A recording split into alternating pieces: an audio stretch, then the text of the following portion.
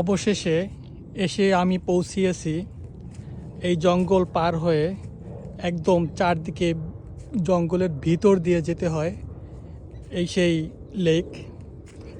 তো এখানে ফ্লোরিডাতে প্রচুর পরিমাণে লেক আছে, প্রচুর পরিমাণে জঙ্গল আছে এবং প্রত্যেকটা লেকেই এখানে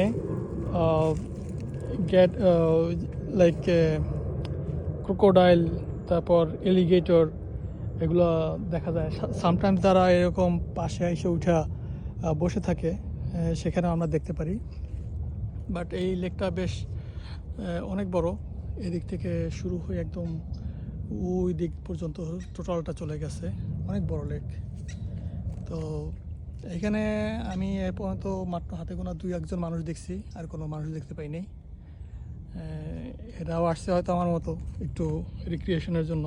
বাট যে পরিমাণ জঙ্গল আর যে পরিমাণ গাছপালা, এখানে সবুজ প্রকৃতি, তো আসলে মনটা এমনি ভালো হয়ে যায়। আবার সাথে সাথে দেখা যায় যে একটু ভয় ভয়ও লাগে, জানি না কখন কোন বিপদে পড়ে যায়। দেখা যাচ্ছে যে কোনো মানুষজন অথবা কেউ কিছু এসে হয়তো আক্রমণ করলো।